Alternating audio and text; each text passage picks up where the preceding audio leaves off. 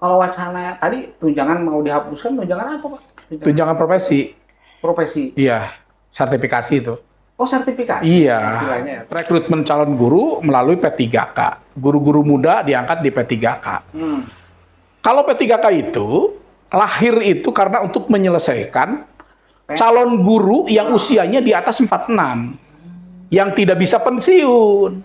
Sekarang digunakan bagi guru-guru muda. Apa jadinya? Coba. Nah justru Kuningan itu kan kalau melihat dari jumlah guru hampir 13 ribuan lebih. Gurunya saja. Tapi yang menjadi anggota aktif hanya 5.500-an lah. Mungkin saja guru di berasrama kayak dulu Malaysia belajar ke kita. Sekarang Malaysia yang lebih maju bagaimana menyiapkan calon guru. Kan itu kan ya, berasrama mungkin. Bagaimana cara jalannya, bagaimana cara antrinya, bagaimana cara guru kan? Dicukurnya juga harus guru gitu kan? Kalau untuk calon guru kan gitu, ini yang lebih penting. Baru nanti rekrutmen. Berkumis. Nah gitu. Saya juga cocok sih sebenarnya.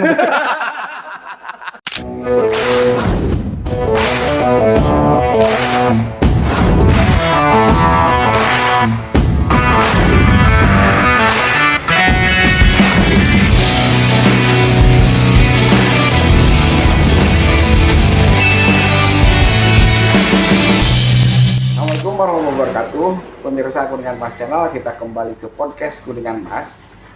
Kemarin kita baru saja mengikuti pemilihan Ketua PGRI Kabupaten Kuningan. Dan ternyata yang terpilih Bapak Suprida MPD. Beliau menjabat Kepala SD Negeri 3 Cengal, pemirsa. Nah sekarang kita akan bincang-bincang nih mengenai dunia pendidikan di Kabupaten Kuningan, kemudian mengenai problematika guru di Kabupaten Kuningan. Bagaimana nih seorang Pak Ida ini dalam merancang visi-visinya sehingga apa yang diharapkan oleh seluruh guru di Kabupaten Kuningan ini bisa terwujud. Kita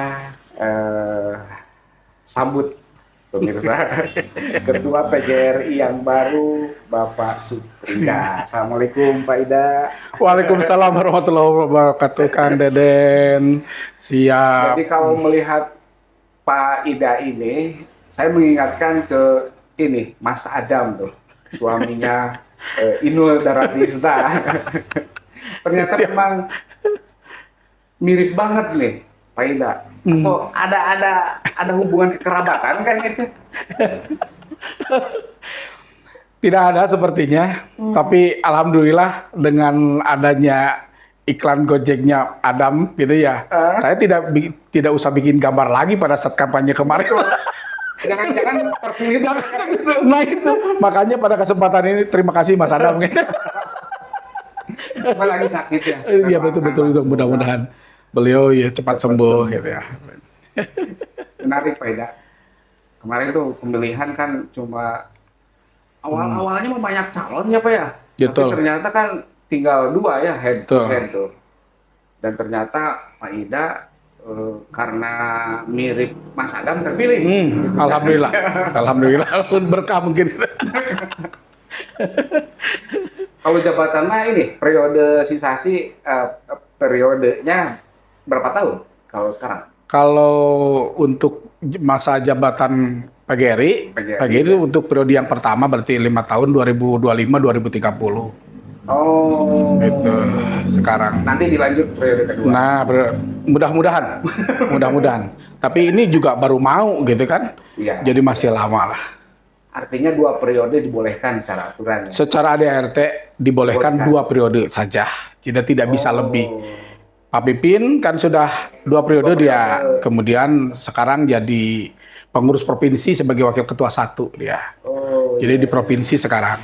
Jadi setelah 10 tahun di kabupaten, dia didorong bersama-sama dia di provinsi sekarang sebagai ketua 1. Bahkan di dinas juga ya, dinas pendidikan. Alhamdulillah ya. Ya Pak Ida juga mungkin nanti ke dinas ya. Ya di organisasi kan punya masing-masing punya obsesi, punya apa sih, punya keinginan, punya tujuan, punya ya, komitmen lah yang terpenting. Siapapun ya. Ya insya Allah berdasarkan komitmen bersama kita, ya mudah-mudahan tidak tergoda gitu ya. Dalam 5 tahun ke depan saya bisa terus berfokus di PGRI gitu ya. Ya kalaupun ada umur panjang, ada nasib, ada takdir, lepas dari itu kalau tidak masuk di periode kedua gitu kan ya. Ya itu udah komitmen ya. Insya Allah mudah-mudahan, karena kan yang maju kemudian dia dapat jabatan kemudian mundur kan sudah pernah gitu kan ya. Kemudian kita juga mengalami juga pada saat dia menjabat, kemudian dia menjadi birokrat, pernah juga gitu kan. Pak Pipin dia kabid, ya kemudian dia juga ketua PGRI. Nah untuk yang sekarang nih teman-teman cabang, bagaimana kalau dari awal tidak dulu gitu kan? Ya kebetulan dengan senang hati saya siap mencoba itu gitu ya, mudah-mudahan. Ya jangan sampai kan PGRI jadi buat batu loncatan ya. Betul, banyak hal yang menyampaikan seperti itu gitu ya. Jadi ketua teh investasi pada akhirnya kan. Iya betul. Padahal bukan murni pengabdian ya Pak ya. Ya mudah-mudahan tidak seperti itu. Meski memang tidak seutuhnya juga. Mereka yang memilih jabatan juga memilih ketua PGRI, apa sih prinsipnya seperti itu. Mungkin ada hal manfaat lain gitu ya. Ada manfaat lain ketika ya tentu masing-masing ada kekurang lebihan gitu dari semuanya begitu. Kenapa kalau kan saya mengenal Pak Ida ini kan semenjak ketua PGRI-nya itu masih Pak Dedi itu. Betul, siap. Pak Dedi insya Allah masih sehat ya Pak ya? Alhamdulillah dia tetap sebagai Dewan Pakar kita saat ini ya? Juga. Seperti itu Dewan Pembina kita juga gitu ya, berkaitan dengan organisasi. Ya. Dan sebelumnya barangkali bisa diceritakan tuh, sekarang kan di SD Cengal 3, sebelum-sebelumnya di mana gitu, karirnya, penelitian karir gitu. Kalau bahasa karir ya terlalu agung, terlalu istimewa. Yang jelas mengalami beberapa ya tugas kedinasan. Saya asli Tasikmalaya, kampung halaman saya di Cikalong, pantai selatan Tasikmalaya. 97 saya ditugaskan sebagai pegawai negeri sipil di SD Cengal 1 sebagai guru. Itu 97. Kalau SD kan nggak ada guru mata pelajaran? Nggak ada, guru kelas karena kebetulan saya lulusan dari PGSD UPI Bandung, kampus Tasikmalaya. Gitu kan ya, UPP Tasikmalaya kalau dulu gitu ya. Itu 97 bersama dengan 5 orang teman ke sini dari Tasikmalaya, tetapi yang 4-nya juga sudah pindah ke Tasikmalaya. Tinggal saya sendirian di sini yang tertinggal angkatan 97 di Cengal. Nah, tahun 2004 kepala sekolah di Raja Danu 1. Alhamdulillah sekitar 8 tahun di sana. 2012 saya pindah kepala sekolah ke Cengal 1, kembali lagi ke tempat semula. Tapi bertahan di situ 3 tahun, berpindah ke Cengal 3. Sekarang 2015 sampai sekarang. 2015 lewat sekolah penggerak dulu. Karena kan ada sekolah penggerak, jadi saya masuk tambahan masa bakti dengan sekolah penggerak gitu ya. Sekolah penggerak sekarang dihentikan programnya. Jadi saya masih punya tahapan SK sampai 2028 gitu ya. Ya, untuk yang kepala sekolah gitu ya. Kalau untuk calon pengawas, saya sudah punya sertifikat calon pengawas. Maksudnya calon pengawas? Karena kan diklat untuk calon pengawas. Kebetulan ada 2 orang seangkatan dengan Ibu Imas yang sama, tapi sekarang nggak ada formasinya untuk pengawas utama, mungkin nggak ada formasinya. Jadi saat ini kami tertunda, sekalipun secara ini kami kompetensi, gitu kan ya, artinya sudah punya japung pengawas gitu. Oh jadi kalau udah beres di Cengal 3 bisa langsung jadi pengawas gitu. Justru maksudnya. itu yang nggak bisa sekarang, karena formasinya yang tidak ada. Jadi Pengawas itu kurang di Kuningan itu, tapi formasi untuk pengawas utama tidak ada. Gitu. ya. Kalau pengawas media atau mungkin pengawas untuk golongan ini mungkin di bawah ada. Itu berdampak nggak Pak dengan tidak adanya itu? Berdampak terhadap pribadi atau terhadap kemajuan pendidikan di Kabupaten harusnya Tulung? memang ya pengawas di Kuningan itu memenuhi standar harusnya gitu ya. Misalnya satu pengawas 10 sekolah binaan atau seperti itu. Nah sekarang itu memang sangat jauh, sangat kurang gitu. Bahkan ada satu kepala pengawas pegang di 2 kecamatan gitu ya. Iya. Artinya sudah loncat inian karena memang sekolah binanya lebih banyak daripada jumlah pengawas. Cuman di ketentuan di kementerian tentu ada formasi di situ gitu ya. Tidak bisa sembarang juga diangkat kalau pangkat jabatannya A gitu kan ya. Gitu kan ya. Saya kebetulan di 3B sekarang itu gitu sebenarnya. 3B untuk 3B saja untuk di pengawas itu tidak ada formasi gitu ya untuk pengawas. Ya berarti sebetulnya Bang ngaruh ya. Berpengaruh terhadap pembinaan sekolah-sekolah. Karena pengawasnya sendiri ya kurang.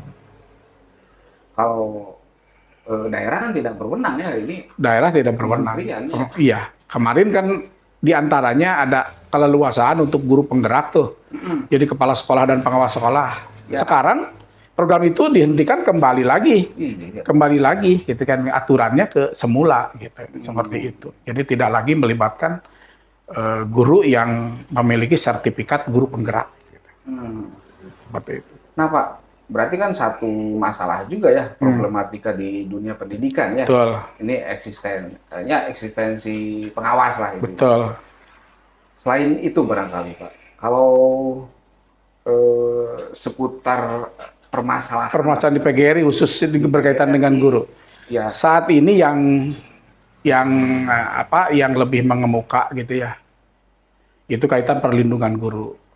Perlindungan guru. Betul, itu yang menjadi isu nasional. Yang kedua, ini kaitan revisi Undang-Undang Sistem Pendidikan Nasional. Undang-Undang Nomor 20 Tahun 2003 itu oleh BSKP Kementerian sudah dan sedang disusun naskah akademiknya gitu ya untuk dilakukan perubahan. Memang kita juga organisasi bertujuan untuk mengawal itu gitu ya. Mengawal, apalagi muncul isu akan ada penghapusan tunjangan profesi. Wah ini memang muncul isu itu gitu ya. Isu dihapusnya tunjangan profesi gitu ya. Nah, sebenarnya berawal dari perubahan undang-undang sisdiknas itu gitu. Dan secara mandiri juga PGRI mengajukan juga kaitan dengan undang-undang perlindungan guru, gitu kan ya. Ya. Maksudnya gimana? Perlindungan guru, emang guru selama ini gimana perlindungannya? Ya, di Undang-Undang 14 2005 itu hanya ada 2 atau 3 pasal yang mengatur tentang perlindungan guru. Itu artinya bagaimana guru dikriminalisasi, bagaimana guru mendisiplinkan siswa, bagaimana benturan antara mendisiplinkan siswa dengan undang-undang perlindungan anak. Nah gitu kan, benar. Nyentil saja sekarang sudah tidak bisa. Gitu kan? Maka di situ presiden buruk juga bagi guru. Guru jadi cuek kan sekarang. Anak mau nakal anak mau apa, mereka tidak berani. Disintruk dah. Ya, verbal saja sudah masalah, jangan fisik. Ya maksudnya kan guru mah kan dodol lah, apalah ngomongnya kan misalnya gitu ya. Itu juga masalah. Gitu kan, kalau dulu saya ngerasain lah gitu ditinggal gue penghapus. Nah, dicentang gue iya kan ditibul kan gitu kan ya. Kan harus salah. Gitu. Sampai parotong.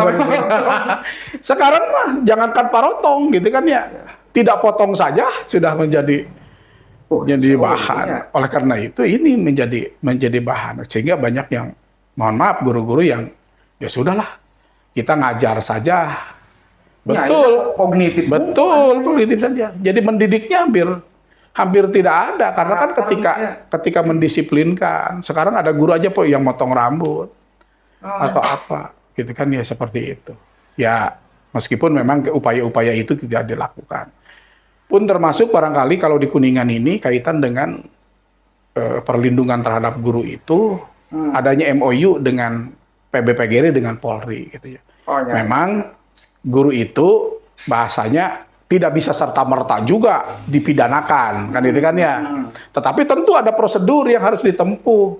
Ya. Kalau mereka tertangkap tangan yang lain-lain kan lain cerita juga, gitu kan, ya. seperti itu. Ya kasus-kasus misalnya, ada pungli misalnya, kasus PIP dan segala macam gitu ya. Saat ini kita masih bisa melakukan pembelaan gitu ya. Karena misal kita korupsi bos gitunya Pak. Ya, betul. Nah, ya kayak bos begitu kan. Di bos kan sudah disampaikan bahwa jika terjadi kekeliruan gitu ya, masa kita mah sebut saja gitu misalnya, belanjanya salah, terlalu banyak, markup dan segala macam. Di bos kan tidak serta-merta itu harus dikembalikan ke negara, tetapi dianggarkan kembali di APBS berikutnya, bahasanya kan gitu. Kalau di BOS itu seperti itu ketentuannya, jadi tidak serta-merta harus mengembalikan uang ke negara gitu ya. Jadi pidana. Nah, di BOS itu dalam ketentuannya bahwa dianggarkan kembali di RAPBS berikutnya, gitu. Kalau terjadi tadilah kelebihan anggaran dalam perhitungan dan sebagainya. Tapi itu kan tidak ada kaitannya dengan istilahnya langsung dengan profesi guru dalam mendidik ya? Tidak ada memang ya. Itu kan pekerjaan yang nyambung juga gitu ya dengan pekerjaan guru yang kadang-kadang memang tadi betul. Ya, Kang Denny juga bisa melihat sekarang misalnya pembangunan di sekolah. Apakah guru itu punya basic atau kepala sekolah punya basic pembangunan, tapi mereka juga harus ngebangun. Kan gitu ya? Iya. Itu tantangan juga bagi mereka, gitu ya. Ngelola uang, padahal mereka bukan lolosan bidang keuangan. Kan ya? Itu juga masalah. Makanya betul harapan ke depan yang ngelola keuangan itu pure staff yang mengelola keuangan di sekolah. Kalaupun ada pembangunan di sekolah, mereka pure juga yang punya basic membangun, jangan sampai kepala sekolah ditantang ngebangun, tapi mereka punya dasar-dasar bagaimana membangun, kan gitu ya. Karena tentu mereka itu basicnya adalah ngajar, kan gitu ya. Mereka tugasnya ngajar, gitu. Bahkan saya setuju, administrasi kan banyak ini juga. Administrasi biar staff yang mengerjakan, gitu kan ya. Mereka itu fokus bisa ngajar. Nah itu yang belum sampai saat ini, masih juga tercampur. Mereka masih mengerjakan pekerjaan proyek lah, masih mengerjakan administrasi, gitu kan ya. Belum pure ini, belum permasalahan-permasalahan lainnya yang ada dengan kaitan dengan bantuan, gitu seperti itu. Bantuan. Iya, alhamdulillah memang saat ini Kang Deden, kalau melihat apa sih yang sudah dilakukan oleh kita, gitu ya, selama 5 tahun terakhir lah ya. Bagaimana melakukan pembelaan terhadap guru gitu ya, misalnya ada yang terkena masalah pungli atau apa di sekolah, ya tentu ada tahap-tahap yang ya kan, ketika mereka ada bermasalah, memang kita punya kuasa hukum gitu ya, kuasa hukum dengan tentu berpedoman pada surat kesepakatan bersama antara Polri dengan PBPGRI. Itu ya, itu dapat dilakukan setelah dilakukan penelitian oleh DKGI, Dewan Kehormatan Guru, ada sidang etik. Kalau memang terbukti di sidang etik, gitu kan ya, baru dilanjutkan ke APH. Kalau memang terbukti seperti itu, yang sama juga dengan pradi, di pengacara, sama dengan di dokter, gitu ya. Iya betul, wartawan juga ada punya etiknya kan. Kalau sudah diperiksa sama Dewan Etik, kalau memang dia terbukti bersalah, baru berlanjut ke yang lain. Sama guru juga punya DKGI, Dewan Kehormatan Guru. Ya mudah-mudahan ke depan lah dengan kepengurusan kita ini, mudah-mudahan dapat mengayomi mereka dengan memberikan perlindungan kepada mereka seperti itu. Kita ditopang langsung tadi mudah-mudahan dengan hadirnya Undang-Undang Perlindungan Guru, gitu kan ya. Jadi secara teknis di situ rinci bagaimana melakukan pembelaan, bagaimana melakukan perlindungan, gitu kan. Seperti itu di undang-undangnya. Kemudian nggak masuk di Undang-Undang Sisdiknas itu. Belum masuk.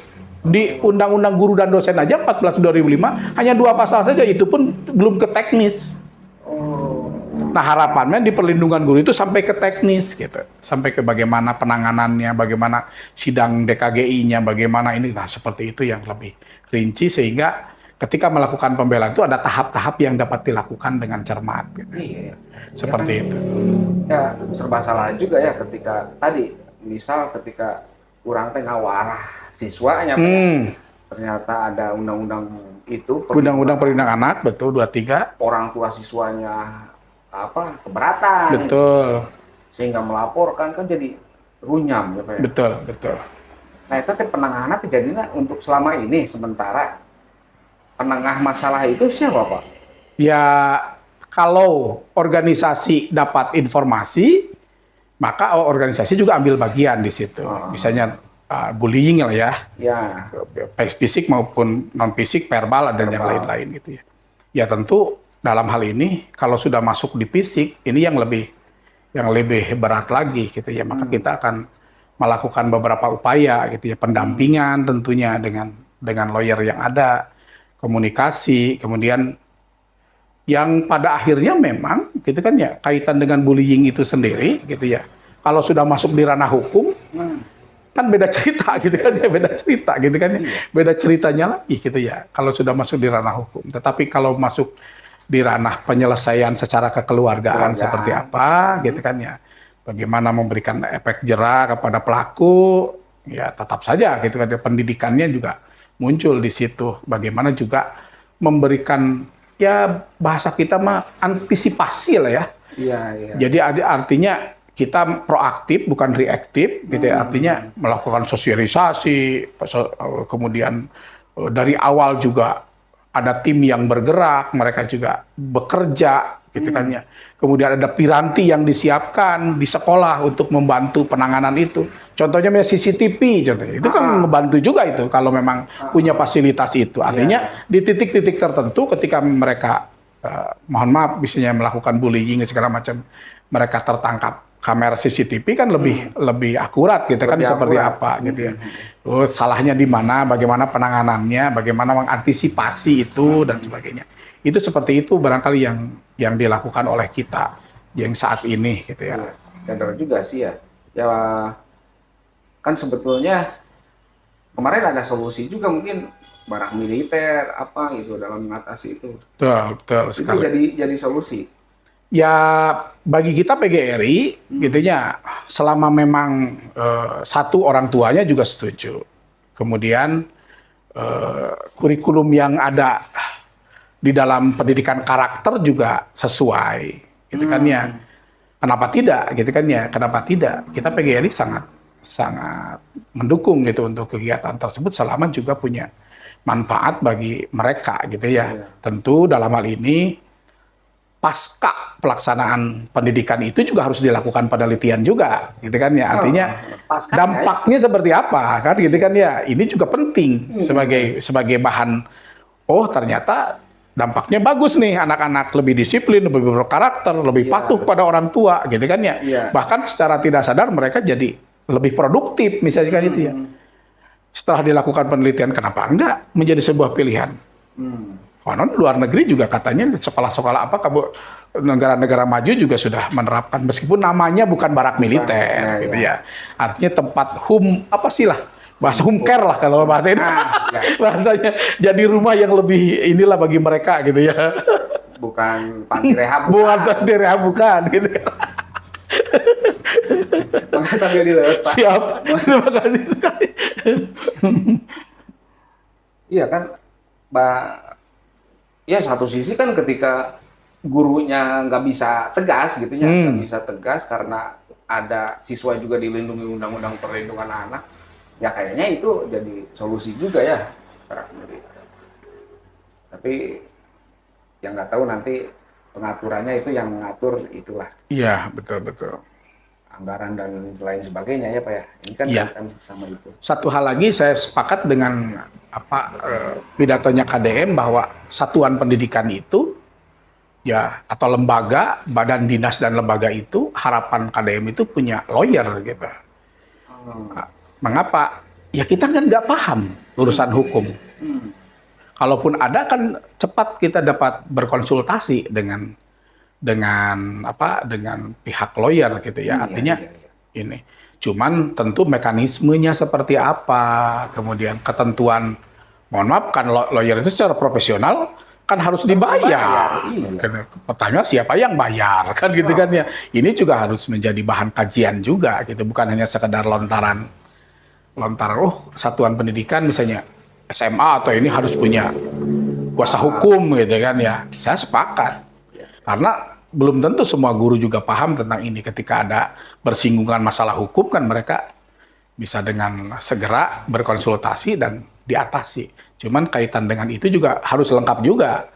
Tadi bagaimana pembayarannya, sistem rekrutmennya, tanggung jawabnya seperti apa dan seterusnya. Terutama tupoksinya juga seperti itu. Nah kalau tadi kan sudah ya Pak ya, jumlah pengawas, betul, undang-undang tadi kan, betul, perlindungan guru. Iya. Kalau dari sisi kesejahteraan ada masalah nggak? Nah saat ini alhamdulillah kalau melihat dari sisi kesejahteraan, meskipun ya banyak hal juga yang harus tentu dibenahi. Undang-Undang 14 2005 juga per pasalnya belum semua seutuhnya dapat terpenuhi. Contoh untuk sekolah anak guru ada kemudahan. Sekarang ada sih, masih 5% kan anak guru, gitu kan ya, masih bisa daftar dengan mudah 5% PPDB. Tapi ke depannya tentu beasiswanya, gitu kan ya, pendidikan yang lainnya juga ada pasal-pasal untuk kesejahteraan. Mudah-mudahan dapat terlaksana lah ya, terlaksana. Ya tentu sekarang disparitas kan masih terasa. Antara daerah dengan dari Jakarta, jangan jauh-jauh. Antara Kuningan aja dengan Cirebon. Kuningan, ya kita alhamdulillah masih dapat TPP. Besar kecil mah syukuri lah ya. Syukuri alhamdulillah. Tetapi kalau dibandingkan dengan Cirebon berapa mereka TPP-nya? Mungkin di atas 2,5 juta gitu. Lebih besar maksudnya? Lebih besar mereka. Disitulah disparitas namanya. Oleh karena itu memang organisasi PGRI mengharapkan bahwa guru itu mudah-mudahan dikelola lagi secara sentralistik. Dipusatkan kembali di Jakarta kalau bisa. Biar sama rata. Tapi ini sudah dilontarkan juga oleh Pak Mendik, ya Pak Mendikdasmen ya, Pak Abdul Mufti ya, bahwa guru ya kalau memang seperti ini adanya, mudah-mudahan bisa kembali secara sentralistik. Tapi PGRI tidak hanya sekedar sentralistik, tapi ada badan atau kementerian khusus yang menangani tentang guru. Dari mulai mana? Dari mulai penyediaan calon guru. Sekarang penyediaan calon guru perguruan tinggi kan bermacam-macam di daerah dengan standar yang berbeda-beda. Iya. Kan gitu kan ya? Ya sebut saja UNES, UPI segala macam gitu ya. Sekarang daerah kita alhamdulillah punya STIKU, punya UMKU lah kalau saya sekarang yang Universitas Muhammadiyah punya. Di situ kan juga menyiapkan calon guru gitu ya. Tentu standarnya ini. Tapi kalau punya badan guru tersendiri, nanti dia punya standar. Mungkin saja guru di berasrama kayak dulu Malaysia belajar ke kita. Sekarang Malaysia yang lebih maju bagaimana menyiapkan calon guru. Kan gitu kan ya, berasrama mungkin. Bagaimana cara jalannya, bagaimana cara antrinya, bagaimana cara guru kan, dicukurnya juga harus guru gitu kan. Kalau untuk calon guru kan gitu, ini yang lebih penting. Baru nanti rekrutmen. Berkumis. Nah gitu, saya juga cocok sih sebenarnya.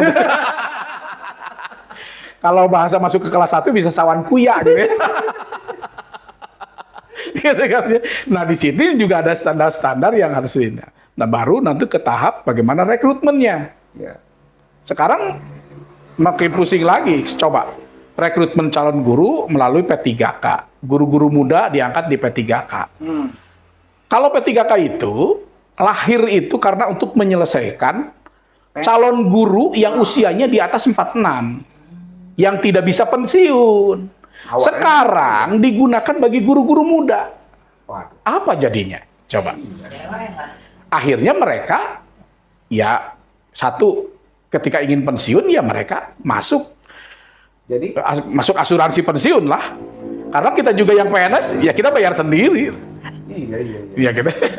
Nah sekarang sama saja sebenarnya gitu, cuman ya kepangkatan dan yang lain-lain gitu kan ya di P3K gitu ya, seperti itu gitu. Ini yang memang menurut saya masih salah kaprah. Jadi masalah Salah kaprah karena kan lahirnya P3K itu untuk menyelesaikan guru honor atau THL yang lain yang usianya di atas 46. Artinya tidak bisa pensiun dia, tapi dapat diangkat jadi ASN namanya, gitu kan ya, gitu kan.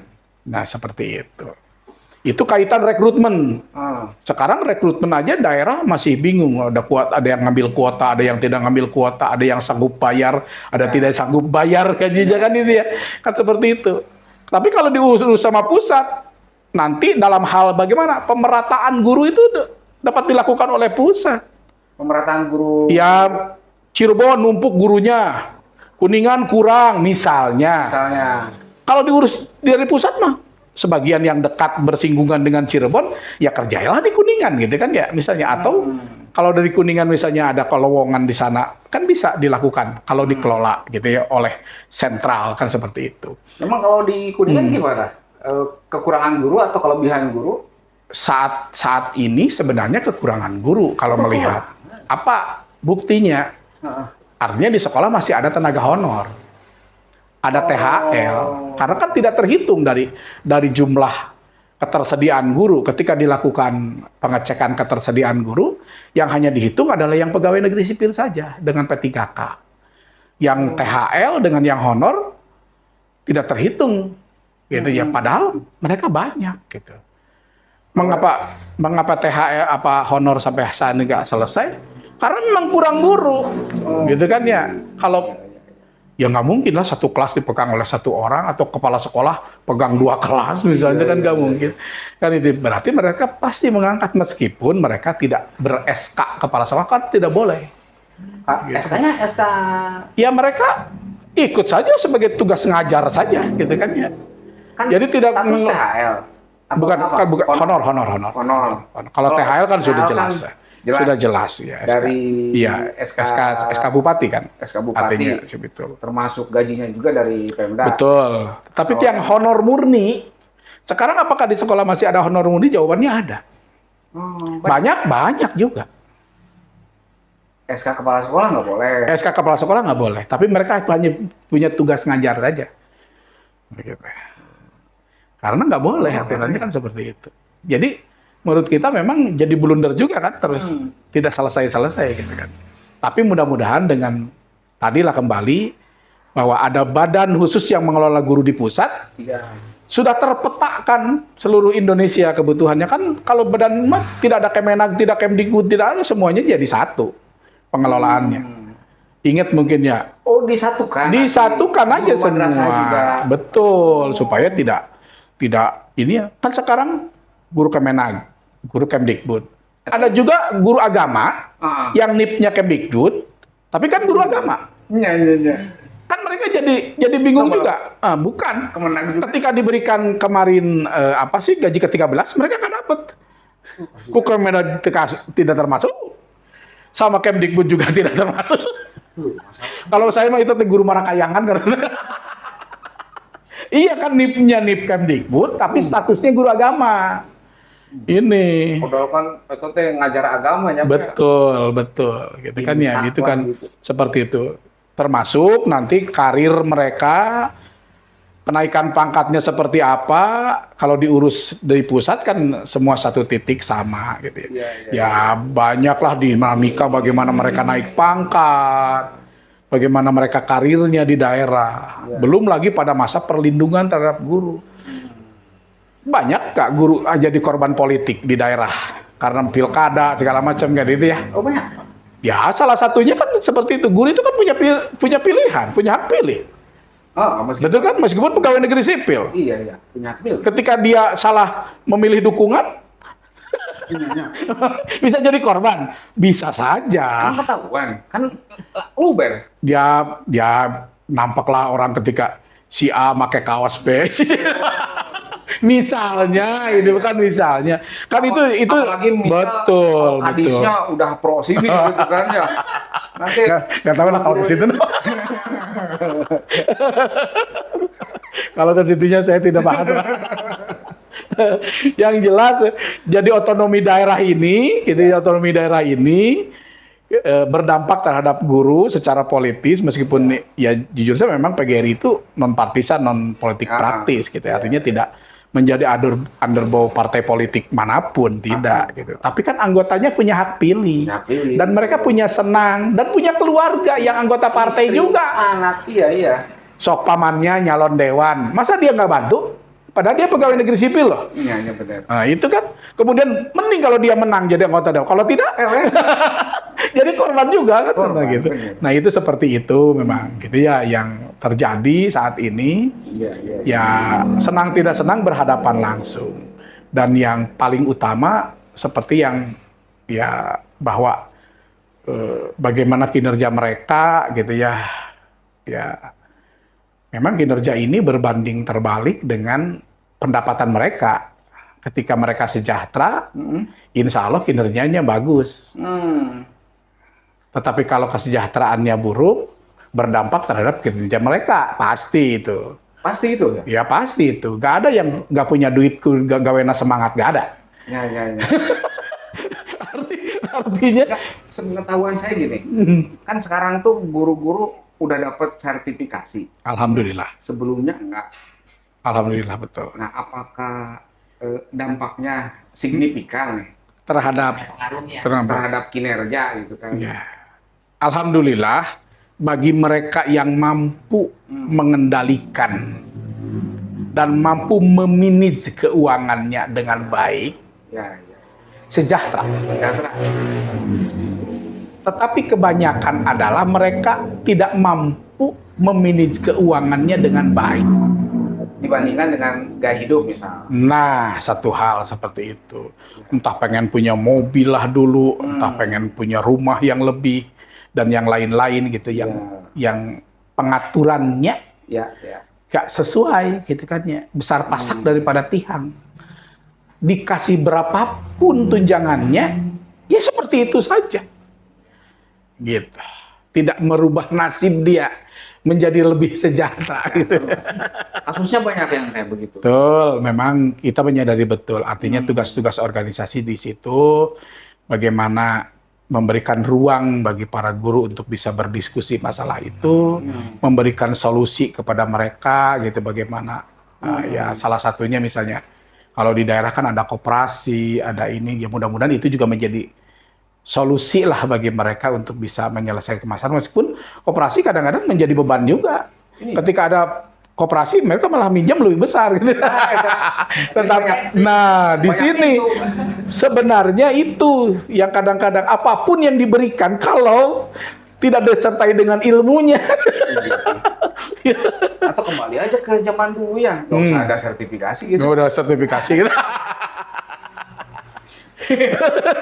Biar nggak ada dampak apapun. Betul. Ini yang memang pekerjaan berat kita. Satu, bagaimana meningkatkan kompetensi mereka, bagaimana profesinya dapat ditingkatkan, bagaimana upgrading terhadap kemampuan kompetensi ngajar mereka, gitu kan, pedagogiknya seperti apa, betul. Ya, ditambah lagi tentu kesejahteraan mereka, gitu kan ya. Bagaimana kesejahteraan mereka ini dapat kita ya berikan masukan, ada diskusi, saran pendapat dan sebagainya gitu ya. Ya mudah-mudahan lah gitu ya ada solusi seperti apa terhadap mereka. Iya kan ada aspirasi juga Pak. Guru ASN, guru PNS misalnya, guru PNS itu kan udah dapat gaji rutin, sertifikasi, dan berbagai fasilitas lain lah. Tapi kok jadi asa tambah males cina, malah ngandalkeun BTHL cina gitu kan, ngandalkeun B honorer, padahal kan mereka kesejahteraannya lebih minim. Lebih minim, betul. Nah itu kan jadi bahan evaluasi betul, juga. Betul sekali. Itu kan ya. Di situ satu memang yang harus dipastikan kita pola pembinaan, tanggung jawab siapa. Ya kan, pada saat pola pembinaan Kemenag, misalnya Kemenag, Kemdikbud, di Kemdikbud. Pola pembinaan sendiri juga tentu kan butuh anggaran juga. Yang membina mereka juga butuh anggaran loh. Nggak bisa gratis ujug-ujug. Ini kan tentu aja. Itu kan tanggung jawab siapa. Misalnya pengawas membina kepala sekolah. Ya. Kepala sekolah membina guru-gurunya.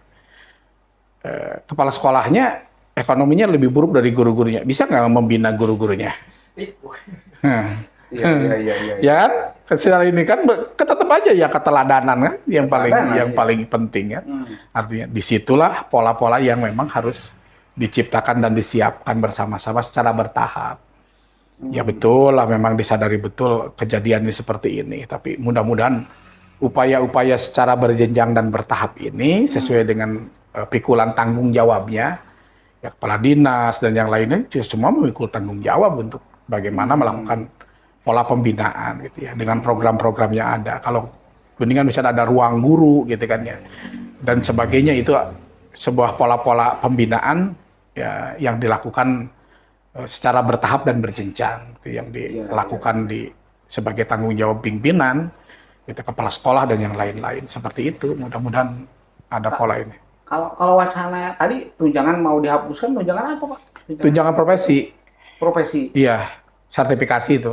Oh, sertifikasi. Iya. Istilahnya ya tunjangan. Ya akan diganti dengan pola tunjangan lain berdasarkan kinerja gitu kan ya. Yang lebih real kata mereka itu kan seperti itu. Padahal itu perjuangannya sudah sangat panjang gitu sampai di situ teh, gitu sangat panjang. Tinggal kita bukan tidak sepakat dengan bagaimana tunjangan profesi ini berbanding terbalik dengan kinerja, kan gitu kan ya posisinya. Idealnya tunjangannya bagus, kinerjanya bagus, kan gitu kan ya. Nah sekarang katanya kinerjanya buruk, sekalipun diberi tunjangan gitu kan. Nah, menurut kita ya beri tunjangan aja dulu lah. Nanti sama-sama kita akan perbaiki bagaimana pola-pola pembinaan, pola-pola ini peningkatan profesi mereka.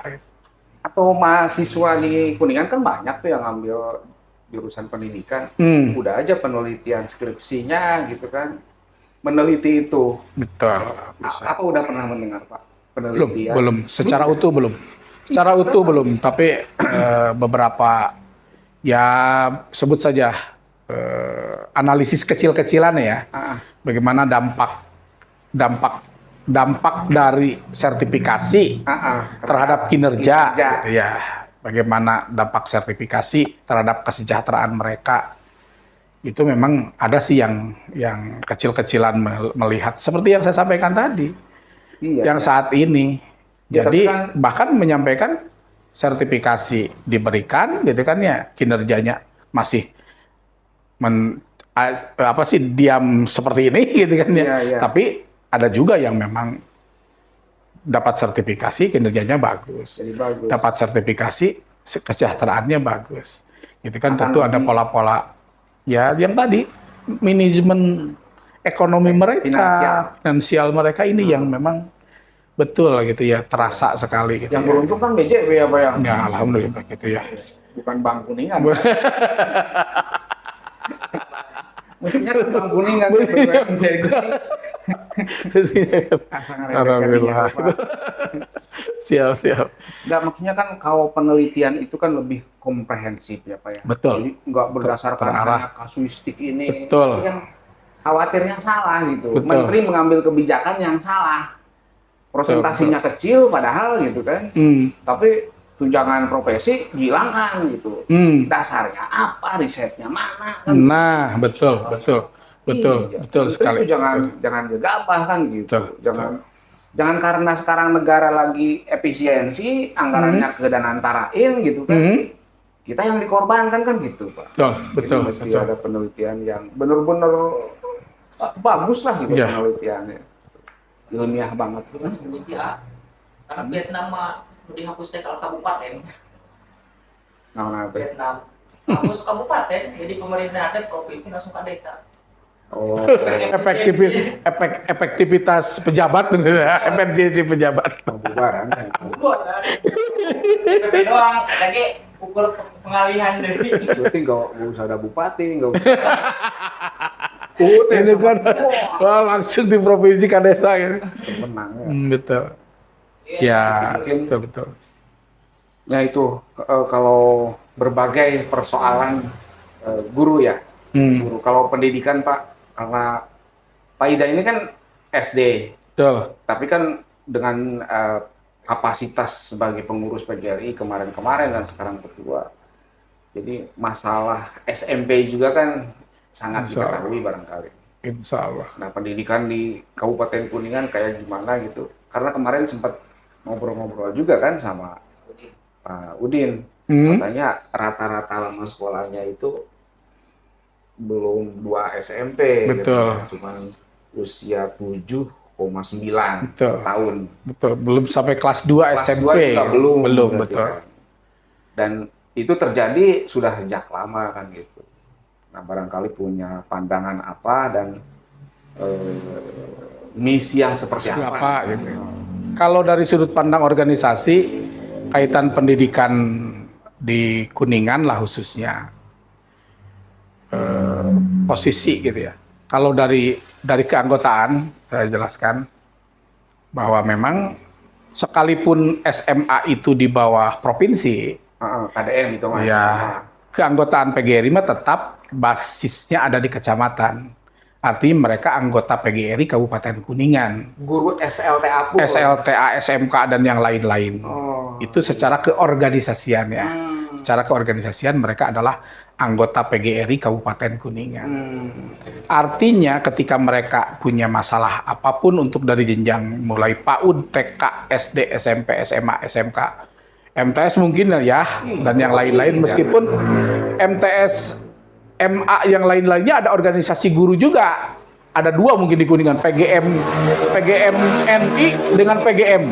Oh iya. Iya kan? Ada ya. PGM betul. NI ya. Ya, itu kan ada organisasi juga gitu. Tetapi mereka juga di kecamatan jadi anggota PGRI juga. Gitu kan ya. Artinya mereka gabung secara keorganisasian, yang di Kemenag juga ada yang menjadi anggota PGRI juga. Artinya di PGRI karena sukarela, ya selama dia jadi guru, bahkan guru yang pensiun pun kan boleh jadi anggota PGRI. Selama dia juga bayar iuran, gitu kan. Artinya kan seperti itu.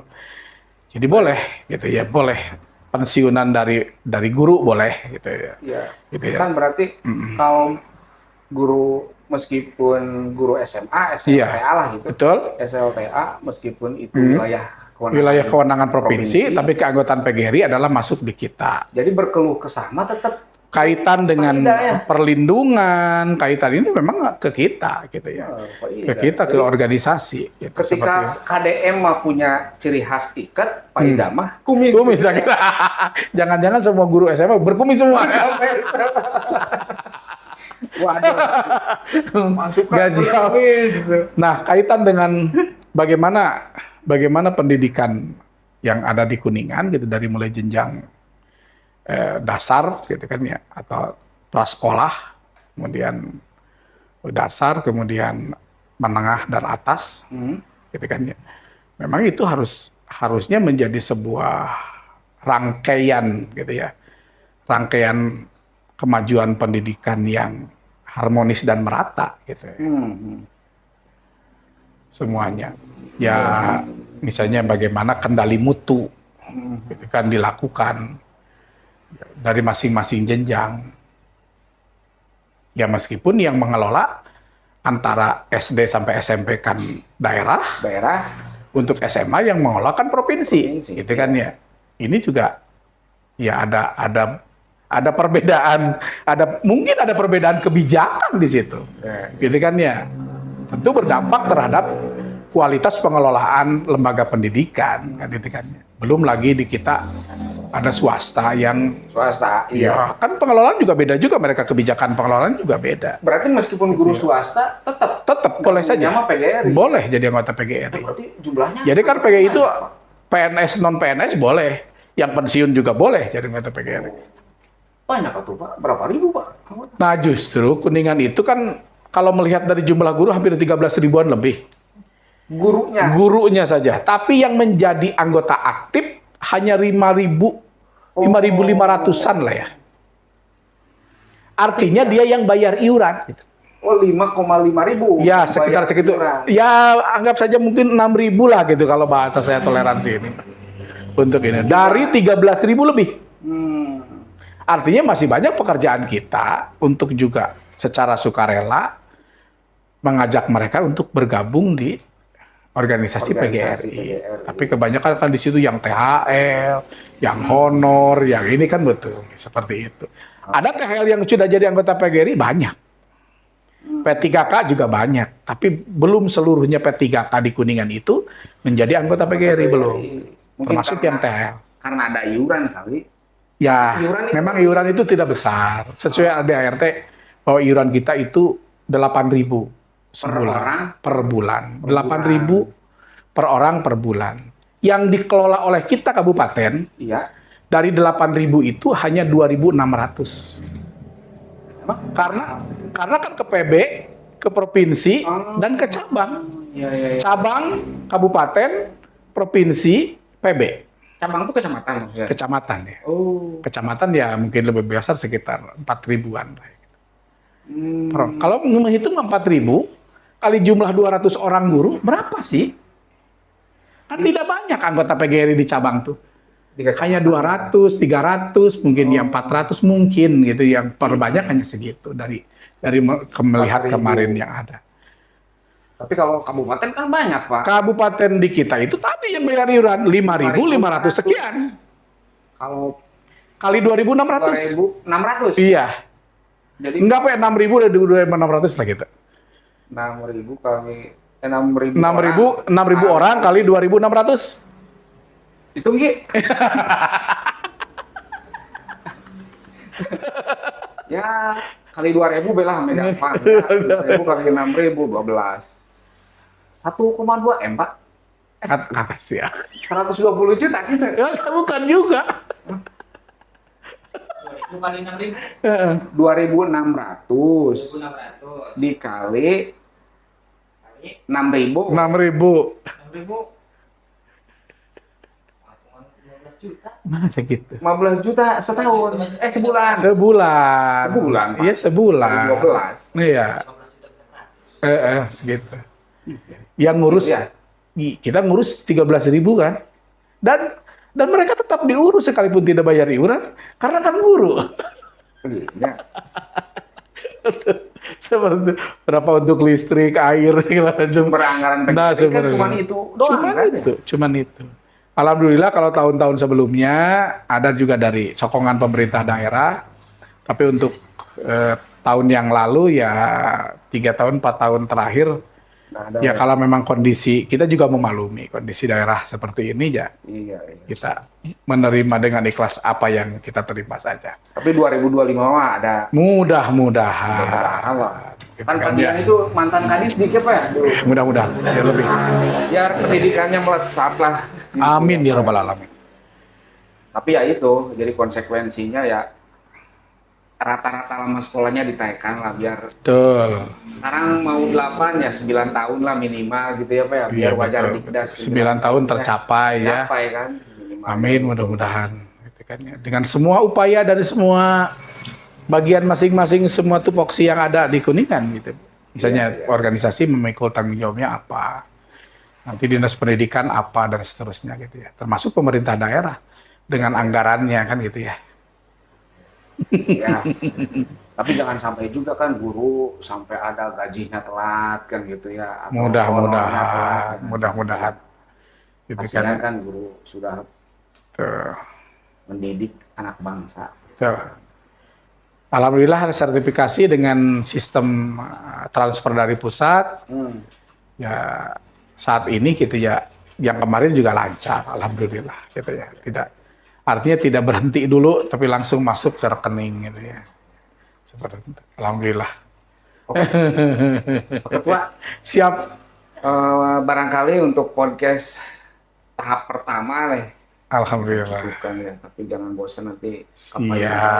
kita mengundang lagi Siap. untuk berbicara tentang fenomena guru. Siap. Apa? Ya ini juga kan berarti dari problematika itu kan belum ada yang selesai kan? Betul. Ya tadi semacam perlindungan guru. Betul. Apakah memang barak militer itu efektif? Efektif, Gitu. betul. Atau seperti apa? Atau undang-undang perlindungan anaknya dihapuskan misalnya? Barangkali Pak Yuna, Pak. Siap, Kang Rin. Siap. Film Siap. Kong kapok. Siap. Dan itu sekali deui hatur nuhun Sami-sami. Pak Ketua. Untuk bincang-bincang kali ini, pemirsa, kita cukupkan dan terima kasih atensinya nih. Kita Siap. kembali di podcast berikutnya. Wassalamualaikum Warahmatullahi wabarakatuh. Terima kasih sekali Kang. Non, Pak Ketua. Siap.